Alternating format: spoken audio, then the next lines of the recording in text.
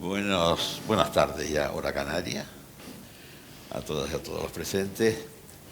El director de orquesta dice que tome la palabra. Yo, como siempre he sido un hombre libre, voy a hacer una propuesta de carácter técnico, de procedimiento.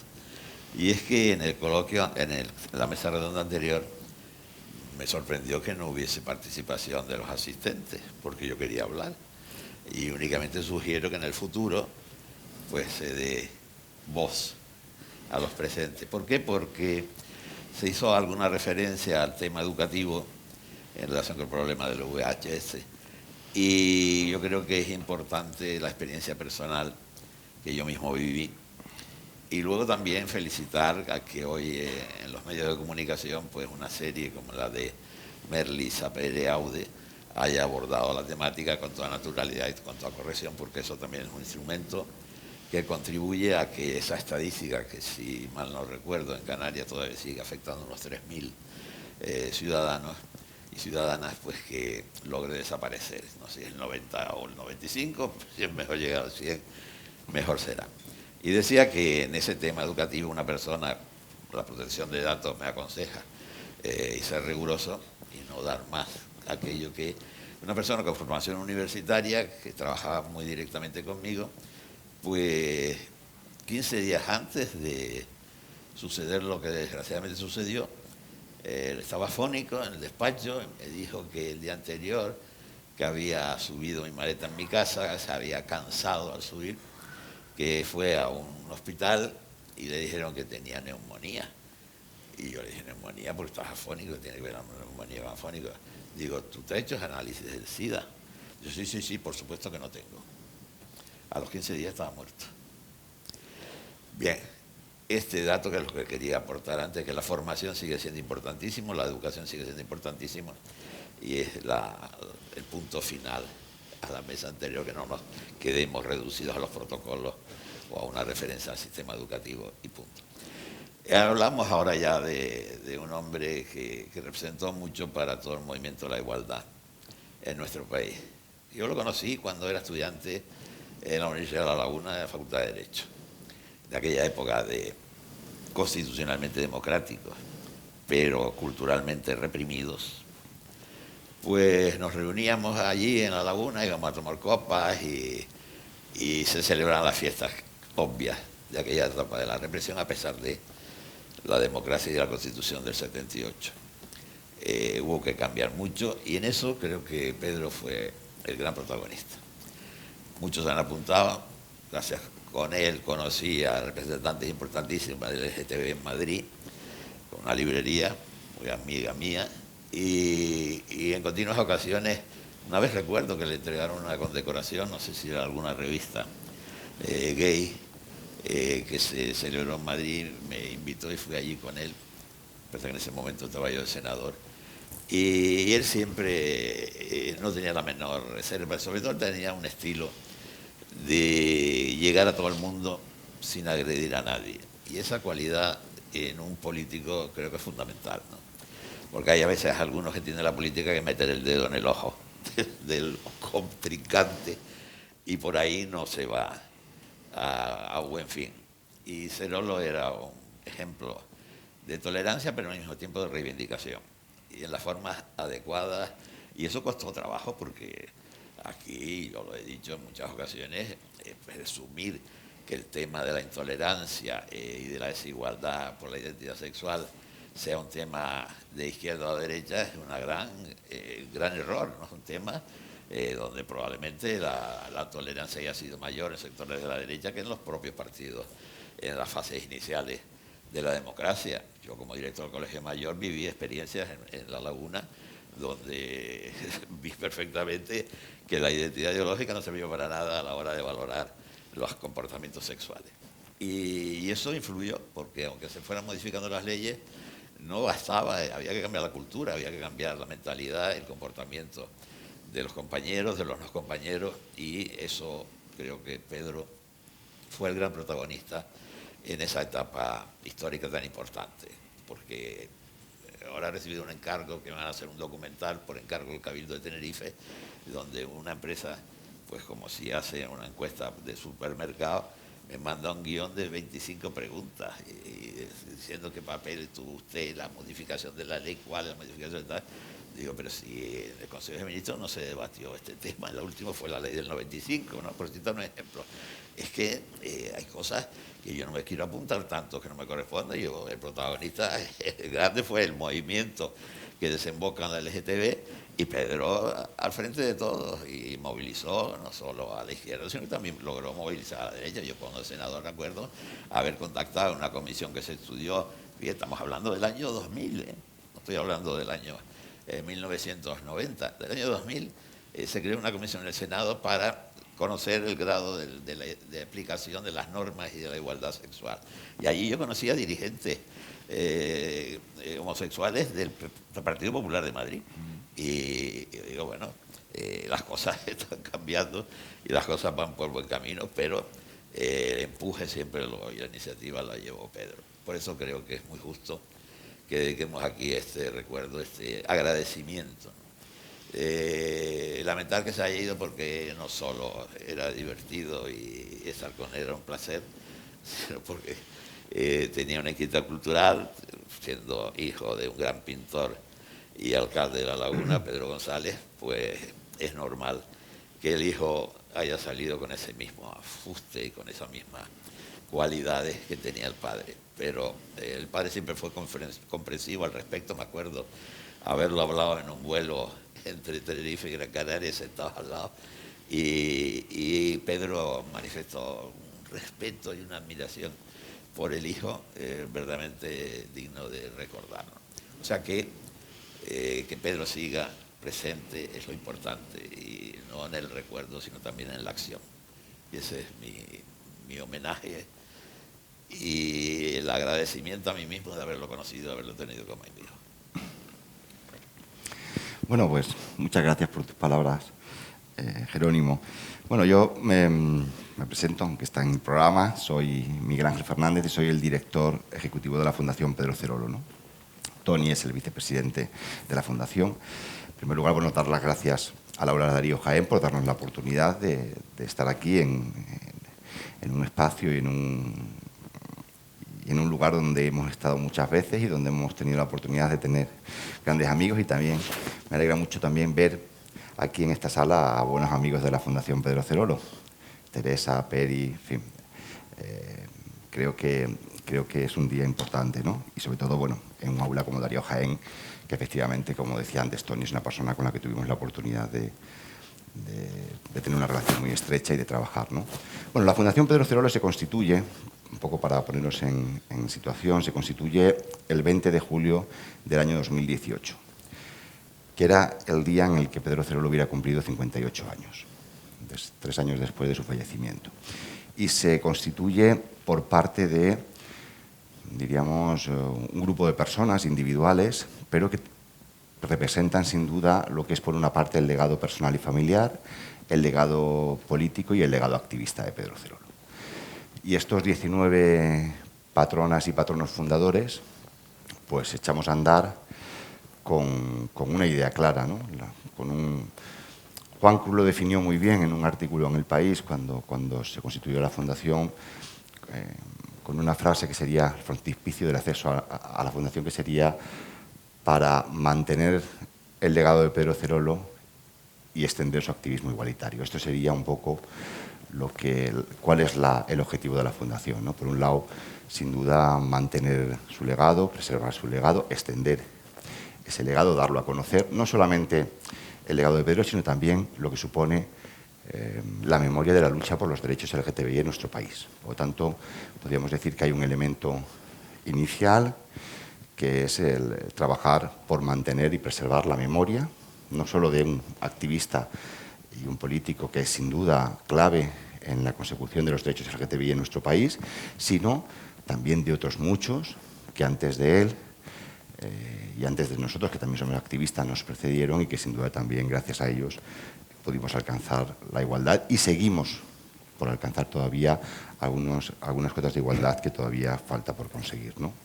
Por lo tanto, la Fundación tiene este primer objetivo a través del archivo y centro de documentación Pedro Cerolo, que consta estamos poniéndolo en marcha, obviamente. Somos una fundación muy jovencita. Acabamos este año, acabamos de cumplir 2 años de constitución, porque las fundaciones se constituyen y después, hasta que no te registran, no te dejan funcionar. Entonces tiras como más de medio año un poco aletargado hasta que el gobierno, hasta que en este caso el Ministerio de Justicia te concede la autorización para ser una fundación. Y, por lo tanto, el primer proyecto que tenemos es este, el que tiene que ver con la memoria, con preservar la memoria, con preservar el legado a través del Archivo y Centro de Documentación Pedro Cerolo, que es el Archivo Pedro Cerolo, que estamos con toda la documentación, que es muy abundante, de todo lo que es su tarea, de todo lo que fue su tarea, y todo en muchos ámbitos, en el ámbito político, en el ámbito activista, en el ámbito también como abogado penalista en ejercicio, que fue durante 15 años. Y, por otro lado, el Centro de Documentación de la Memoria Histórica LGTB en nuestro país, que es un proyecto colaborativo que estamos impulsando. Creemos que es importante impulsar estas políticas de memoria LGTBI, es decir, a través de una red memorialista LGTBI que estamos trabajando de forma colaborativa con otras entidades que también tienen interés en empezar a trabajar en este ámbito, que yo creo que es importante porque cada vez se hace más necesario, yo creo que, dar a conocer la memoria de una lucha, sobre todo porque Pedro Cerolo lo decía muchas veces, hay que explicarlo y hay que ser pedagógico en cómo se producen los cambios, porque si no, pasado el tiempo, algunos pensarán que caen de los árboles, que los derechos caen de los árboles, que se nos otorgaron porque no había otra sin razón en la evolución que reconocernos esos derechos, y eso es mentira. Se produjeron no por una caída de una fruta o de un hecho que ya estaba maduro, sino porque efectivamente hubo una apuesta y una estrategia en la consecución de esos derechos. Esto por un lado. Por otro lado, como decía, como ha comentado, para Pedro Cerolo era muy importante el tema de la cultura. Como decía Jerónimo antes, era una persona muy, muy vinculada al ámbito de la cultura, una persona que adoraba el cine. Quien le conocía sabía que le encantaba. Y entonces hemos puesto en marcha otro proyecto que yo creo que es muy interesante para también ir transformando desde la cultura, y en este caso desde el cine, que es la Cinemateca Pedro Cerolo, que la constituimos el pasado 16 de mayo, en la Filmoteca Española. Y lo que pretendemos con este proyecto, que también queremos trasladarlo a Canarias, y de hecho se va a poner en marcha ahora ya la Cinemateca, esperamos que este año en Tenerife, y yo espero que en un futuro también próximo podamos traerla aquí a la isla de Gran Canaria, para, a través del cine, poder también ir transformando, ¿no? Que el cine también sea un vehículo de transformación, un vehículo también de sensibilización, porque probablemente es un instrumento muy potente. Y ahí hemos de decir que hemos contado con gente estamos muy contentos, porque tenemos un consejo asesor pues, que ha contado con figuras muy relevantes a la hora de apoyarnos, y en ese sentido nos sentimos muy satisfechos. Pues no sé, tenemos desde Agustín Almodóvar, tenemos a Concha Velasco, tenemos a Pedro Almodóvar. A Pedro Almodóvar, tenemos también pues no sé, es que hay tantos que se me olvidan, ¿no? Pues, pero vamos, un grupo muy interesante de actores, de actrices, de directores. A Ventura Pons, se me ocurre ahora. Ventura Pons también está en el proyecto. Y yo creo que esto nos va a permitir también ir trasladando, ¿no? A través de un instrumento tan importante como es el cine, son los cortos, como es la cultura audiovisual, que también ayude a ir generando estos cambios y también poner el foco sobre cuáles son las necesidades y las realidades hoy del colectivo LGTBI, ¿no? Y después tenemos un tercer ámbito que también nos parece muy importante y en el que estamos trabajando, que es el Lab Pedro Cerolo de Políticas de Igualdad y Diversidad. O sea, pensamos que es fundamental también contar con un laboratorio de ideas donde podamos, efectivamente, con tranquilidad y con cierta calma, poder reflexionar sobre las políticas antidiscriminatorias, sobre las políticas de diversidad, ir también dando respuesta a muchas preguntas que hoy por hoy, pues bueno, pues efectivamente requieren también tener tener al menos reflexiones en materia de políticas públicas. Por lo tanto, serían estos 3 ámbitos, serían nuestros objetivos. Yo lo que les invito es a que visiten nuestra web, que es fundacionpedrocerolo.es, a que se den de alta en nuestro boletín informativo, y de esta forma también podrán recibir toda la información que hacemos, que yo creo que es una información interesante y que procuramos de forma mayoritaria pues que sea también una actividad a la que se pueda acceder de forma online, porque para eso también hemos firmado recientemente un convenio con la Universidad de Educación a Distancia, con la UNED, de tal forma que también nos permita que todo este tipo de actividades, que todo pueda llegar al mayor número de gente posible. Por lo tanto, les animo a que nos visiten, a que conozcan nuestros objetivos, a que conozcan el trabajo que hacemos y, desde luego, a que participen en la Fundación Pedro Cerolo. Desde luego, como decía él también, aquí cabemos todos, ¿no? Él decía siempre, aquí cabemos todos. Bueno, pues en la Fundación cabemos todas y todos, y por lo tanto les animo a que se sumen a este proyecto tan ilusionante que lo que pretende es seguir manteniendo su memoria y extender su activismo igualitario. Gracias. Bueno, pues yo, después de oír a Jerónimo y a mi marido, pues uno se encuentra que no sabe muy bien qué decir, porque habéis dicho cosas maravillosas de Pedro. Yo estaba recordando precisamente el sentido del humor, que, como bien ha dicho Jerónimo, tenía Pedro. Y ahora mismo me estaba acordando de su gracioso chascarrillo y cómo en una ocasión en el que yo ostentaba 2 cargos como ahora, me dijo: mi niño, tú eres como la duquesa de Alba, pero del tercer sector. Dije: no, Pedro, solo soy director de tesis.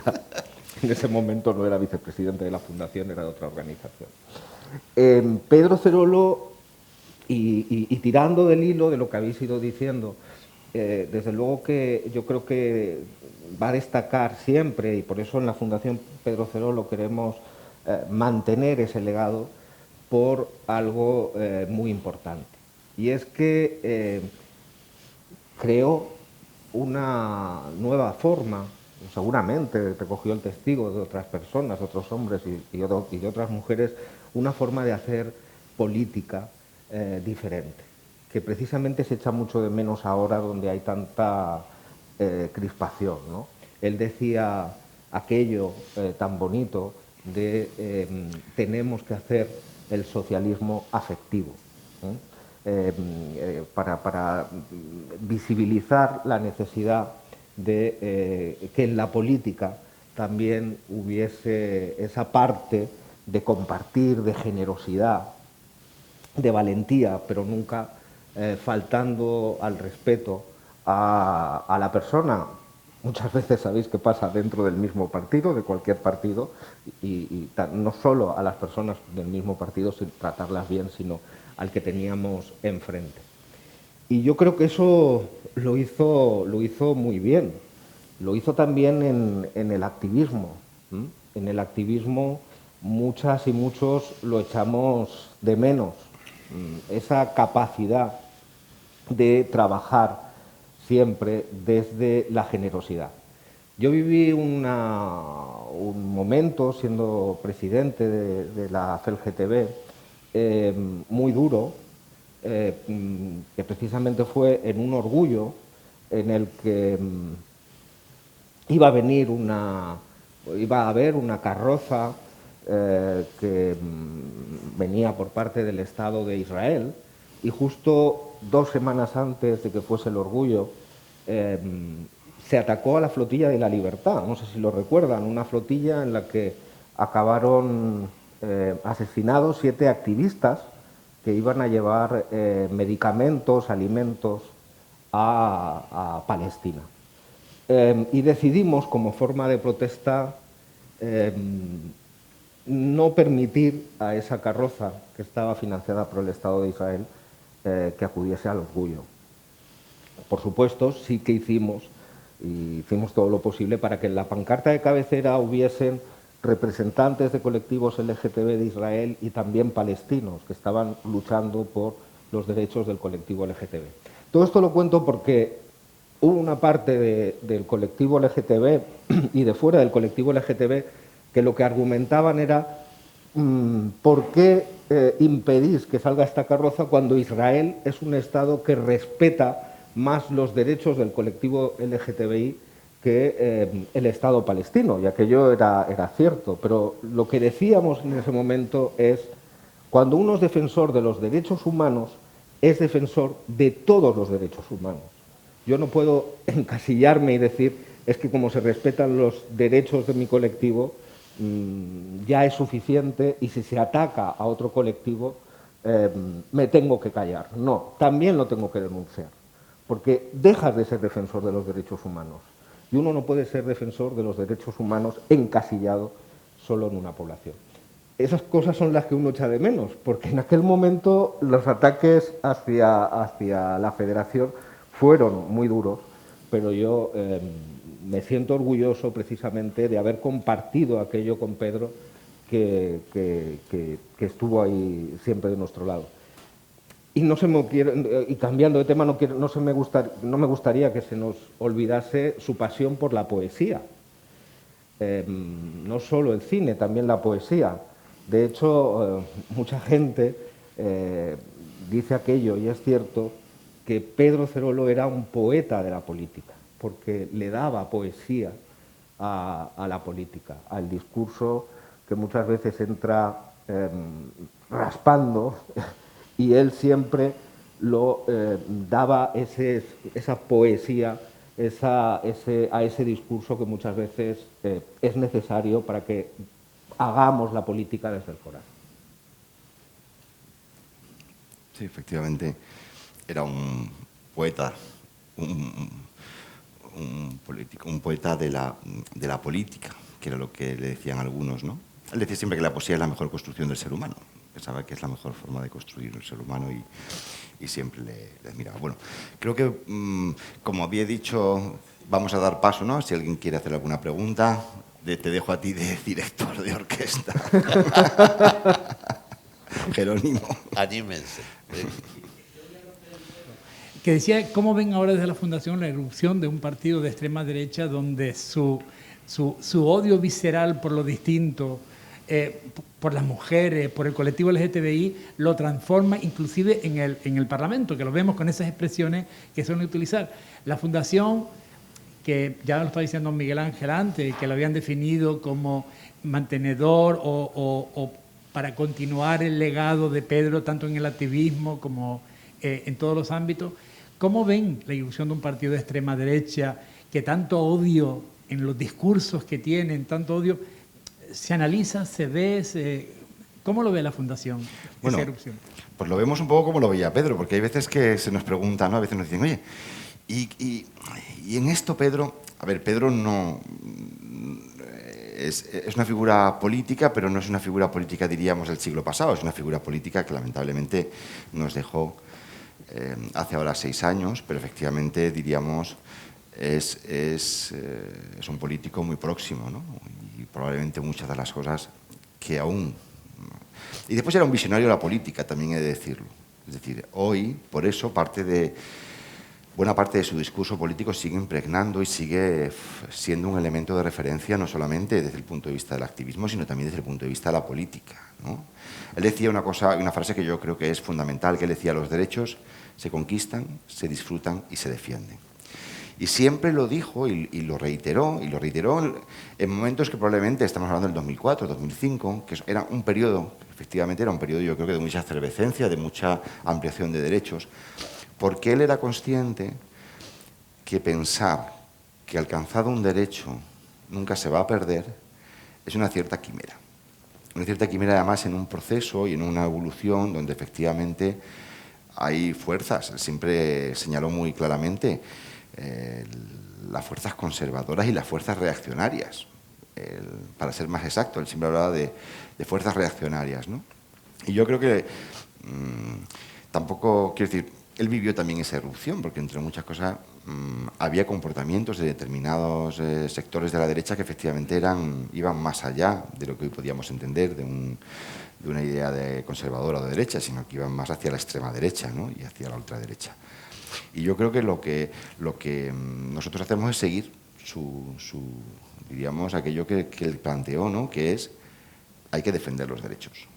Y desde luego hemos visto ahora en Europa que no corren buenos tiempos ni buenos vientos. Ahí estamos viviendo en esta pequeña isla de derechos y libertades que es Europa, pues efectivamente como determinados gobiernos dentro de la Unión Europea están planteándose políticas atentatorias contra los derechos humanos. Y además hay que ser en ese sentido muy exigentes porque la estrategia de la ultraderecha y de los sectores neocons, entonces decíamos neocons, en la época de Pedro Cerolo decíamos sectores neocons, ahora ya directamente son sectores de ultraderecha porque nuevos conservadores es casi un halago, ¿no? Tienen una estrategia muy bien definida. O sea, no pensemos que estos son tres chalaos que se juntan en Hungría, en no sé dónde. No, no. Esto es una estrategia. Y la estrategia parte, primero, en el ámbito de los derechos LGTBI y de los derechos de las mujeres y de las políticas feministas, la estrategia consiste en empezar a poner en debate que esos derechos es una cuestión ideológica. Es decir, hablar de los derechos humanos, porque cuando decimos derechos LGTB, realmente estamos haciendo, diríamos, una reducción del concepto. El concepto real es los derechos humanos de las personas LGTBI. Cuando hablamos de los derechos de las mujeres, estamos hablando de los derechos humanos de las mujeres. Entonces, pretenden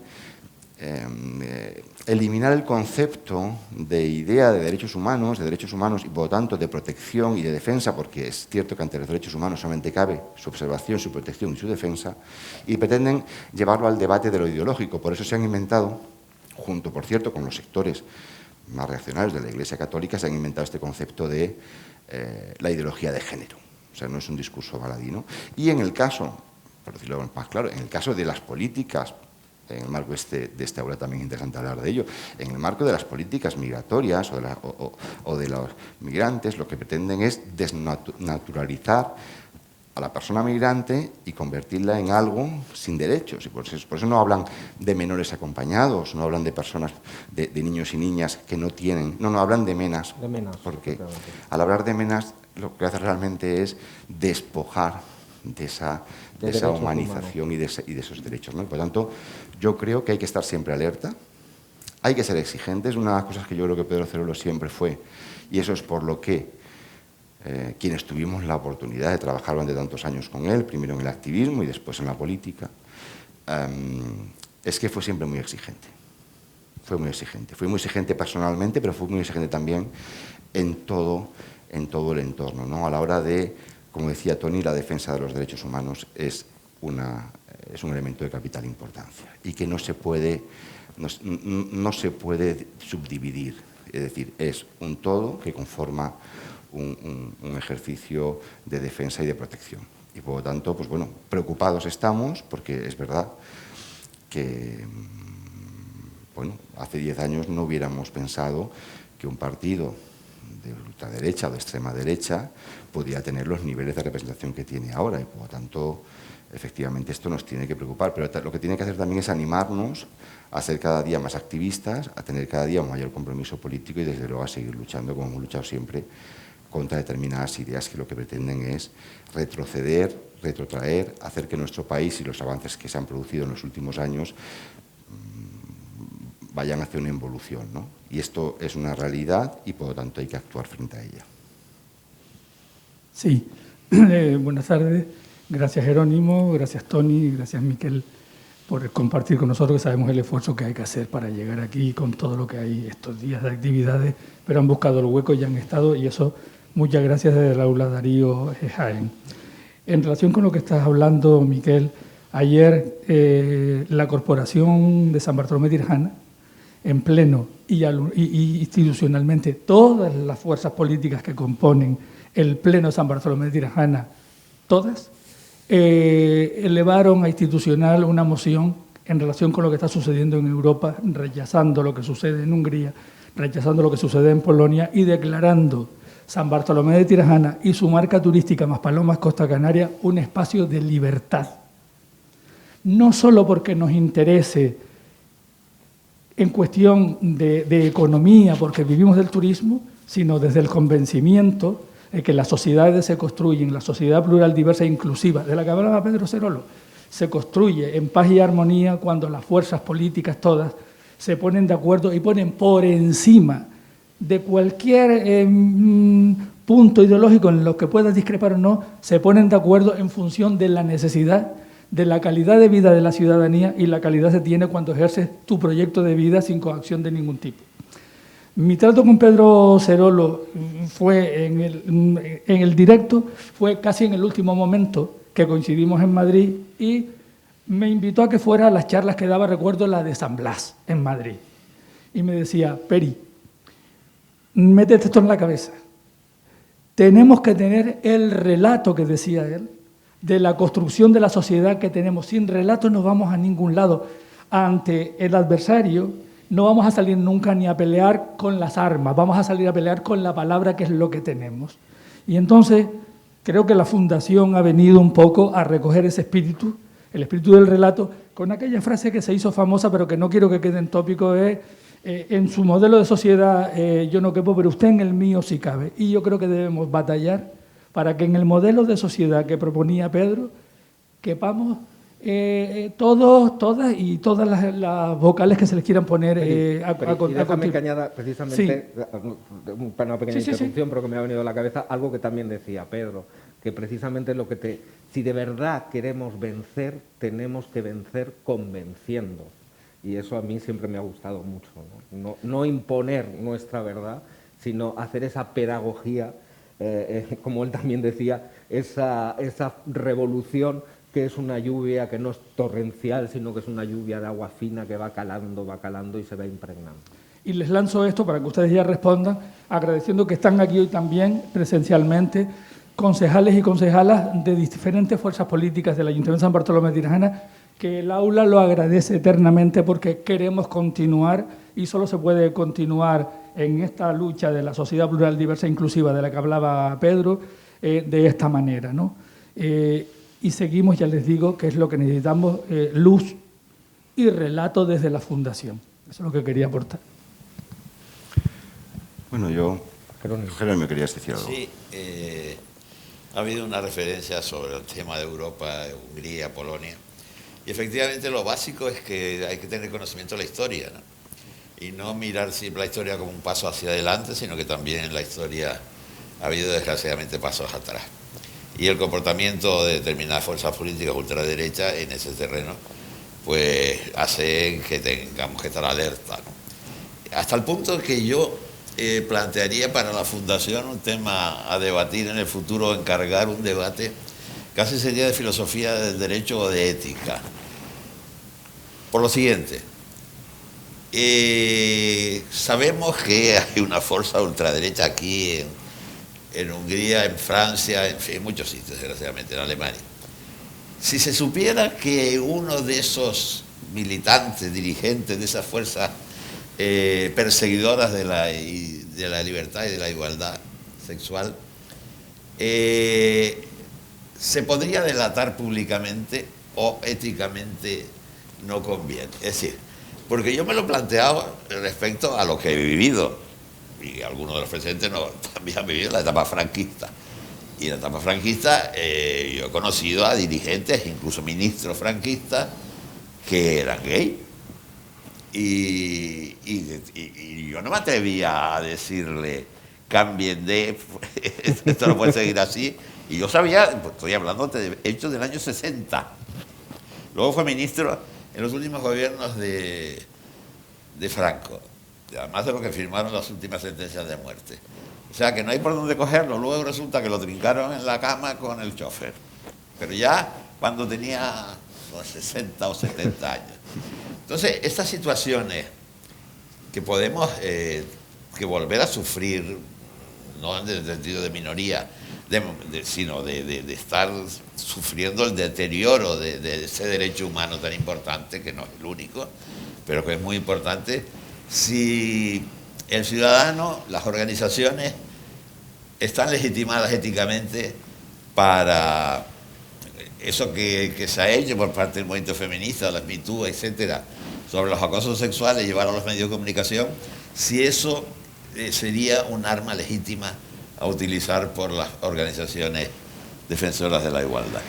Bueno, es un tema Es un tema, sí, un tema muy interesante que además, bueno, en su momento ya lo estuvimos, en su momento, desde luego con otras perspectivas, digamos, desde otras circunstancias, que era lo que se llamaba entonces el outing, ¿no? Lo que era, es decir, digamos, si es legítimo, si es moralmente aceptable o si es una estrategia a llevar el hecho de en un momento determinado confrontar con quienes, negando tus derechos después, resulta que es verdad que es un tema muy interesante y que en su momento... Yo con Pedro tuve la oportunidad de hablar sobre este particular en más de una ocasión, sí. Él tenía una visión, yo tenía otra, pero siempre éramos capaces de llegar a un entendimiento, ¿no? Yo creo que, a ver, efectivamente, con lo que decías antes, yo hay un aspecto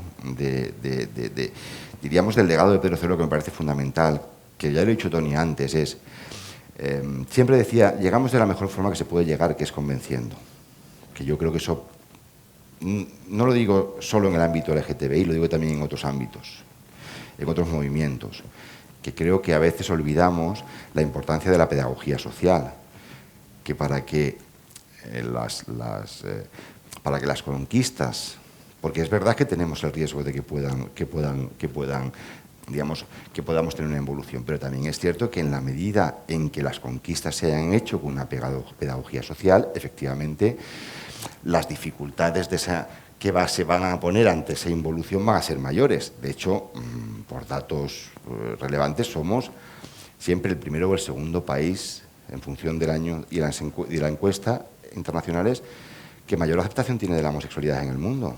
Y respecto del matrimonio igualitario, el primero siempre, siempre.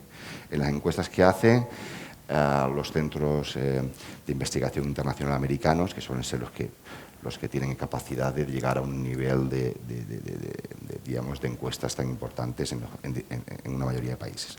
Y eso también tiene que ver con eso, ¿no? Y después, otro aspecto que yo creo que es importante, que yo a veces lo pongo muy de relevancia, es que,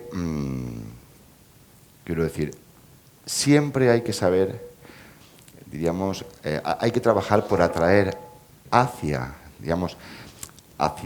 el ámbito de la defensa de los derechos humanos, porque es de lo que estamos hablando, de la defensa de los derechos humanos, hacia ese ámbito hay que tratar de atraer al mayor número de gente posible. Y cuando digo de gente me refiero desde el ámbito de la política, desde el ámbito de los medios de comunicación, desde el ámbito de las instituciones, desde todos los ámbitos sociales.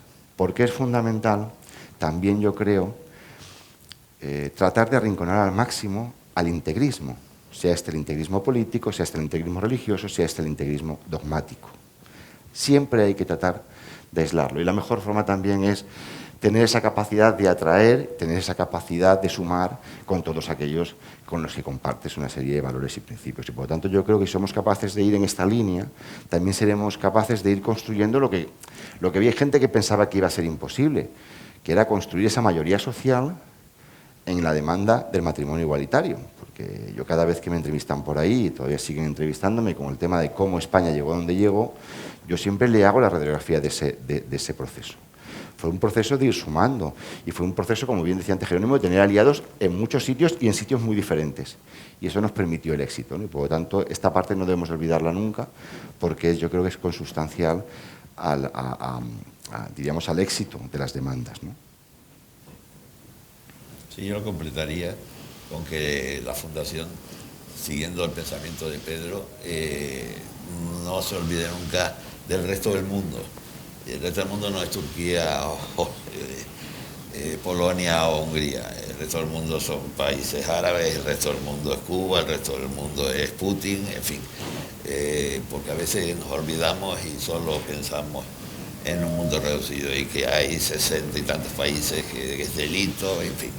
Los factores hay que mantenerlo vivo en la política de información para fortalecer nuestros derechos. Me alegra que me comentes eso porque además, en fin, no he querido daros con todo el trabajo, ¿no? Que yo os animo de verdad a que lo veáis en la web, pero es verdad que uno de los ámbitos, de los 5, nosotros tenemos 5 grandes objetivos, es verdad que uno de los 5 grandes objetivos es la defensa de los derechos humanos en el mundo, porque obviamente siendo la Fundación Pedro Cerolo tenemos que tener claro eso, ¿no? Que ese es nuestro papel y además planteamos un trabajo de acción en 2 ámbitos geográficos aparte de todo el mundo, en dos ámbitos geográficos yo creo que para nosotros son fundamentales desde un punto de vista también del pensamiento de Pedro Cerolo, que es Latinoamérica, que Pedro Cerolo adoraba Latinoamérica, o sea, efectivamente, y es una persona a la que se le tiene un profundo cariño, respeto a su legado en Latinoamérica. Eso es indudable. Cada vez que tenemos la oportunidad de hablar con activistas de Latinoamérica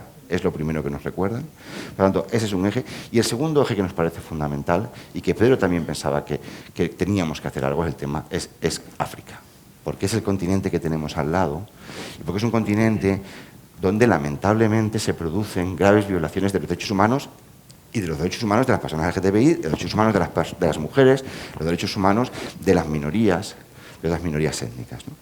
Entonces, es fundamental y mira, hoy justamente, yo sé que hay una gran vinculación y por eso se lo traslado, efectivamente, entre Canarias y Venezuela. De hecho, siempre dijeron que Venezuela era la última isla, ¿no? Canaria, ¿no? Pues hoy, por ejemplo,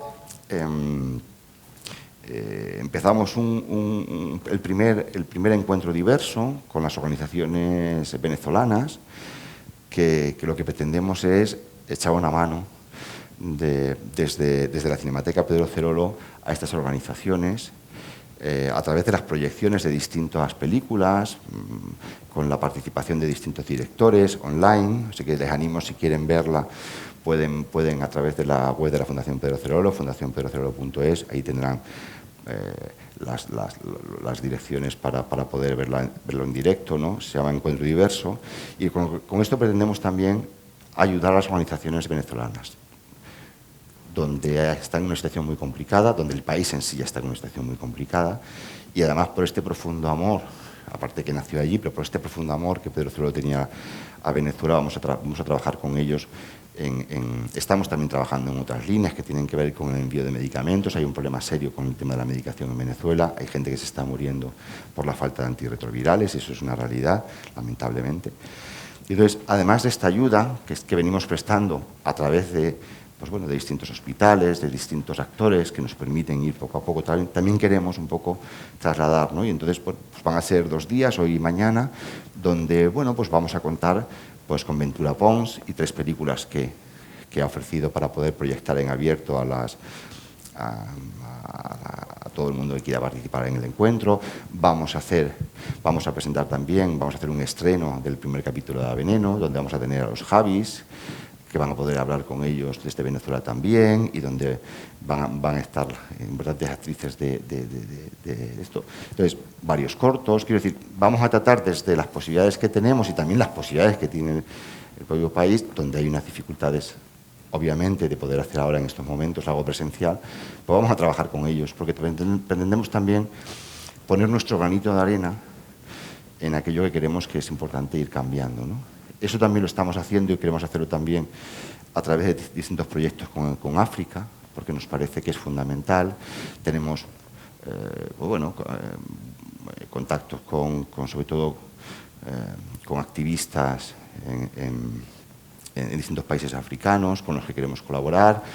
También queremos ahí implicar, y en eso estamos también trabajando, pues a lo que es la acción exterior del Gobierno de España, porque ahí también hay una responsabilidad y yo creo que además hay una disposición importante a trabajar en estos países. Es verdad que hay que entrar, porque también tenemos que entender, ¿no?, de dónde partimos y cuál es la situación de cada uno de los países, y tratar también siempre de entrar desde la sensibilización y desde el cambio de las mentalidades, que es fundamental, y cooperando efectivamente en el desarrollo de proyectos, ¿no? Entonces, nos parece fundamental. Yo creo que si no lo hiciéramos, además, no estaríamos siendo respetuosos con el legado de Pedro Cerolo, porque Pedro Cerolo siempre se consideró una persona internacionalista, siempre dijo que los movimientos que han cambiado el mundo son los movimientos de liberación, el movimiento antiesclavista, el movimiento por los derechos civiles, el movimiento feminista, que siempre decía que era el movimiento que más ha cambiado el mundo, porque decía que los movimientos de liberación territorial, pues sí, han cambiado los colores de una bandera diríamos, las fronteras de un valle a otro, ¿no? Pero realmente que los movimientos que han cambiado ha sido siempre los movimientos de liberación personal, y en ese sentido reivindicaba una política internacionalista a la que nosotros esperamos con los recursos de que disponemos, que no dejan de ser, eso también lo quiero decir, en ese sentido la Fundación se trabaja y se mantiene gracias a las donaciones que recibe de sus socios y de sus socias. A ver, en las fundaciones no hay socios, nosotros llamamos amigos y amigos de la Fundación, pero es verdad. Y con esta contribución es lo que nos está permitiendo tirar adelante con los proyectos que llevamos adelante. Es verdad también que, como saben, nuevamente las entidades, hasta que no cumplen 2 años efectivos de funcionamiento, 2 o 3 en función de las convocatorias, pues no te puedes presentar. Pero bueno, estos 2 años de funcionamiento que acabamos de cumplir, pues los hemos llevado adelante con este apoyo. Así que les animo a que se sumen a este apoyo, a que se hagan socias de la Fundación y que sigan colaborando y contribuyendo a que estos proyectos se hagan una realidad. Y yo creo que poco a poco iremos, como decía Pedro, sin prisas, pero, ¿sabes? Pero de forma permanente, vamos. Bueno, ya estamos llegando casi al final de los actos del Aula Darío Jaén.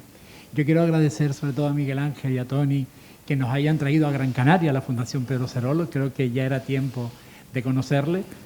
La habíamos previsto antes, la pandemia hizo que se retrasara hasta ahora. Yo le doy las gracias por traerla en Gran Canaria y por supuesto que vamos a seguir sumando para que la Fundación también en Gran Canaria sea conocida y darle el esplendor que debe tener, sobre todo por el avance y por el empuje que teníamos con Pedro y con todas las personas, hombres y mujeres que ahora están dentro.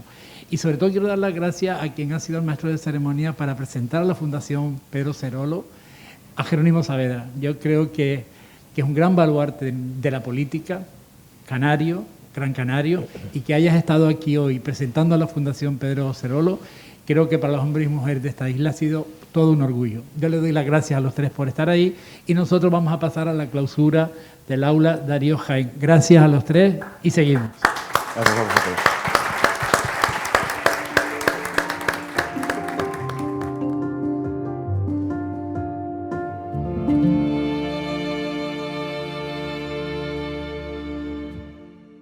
You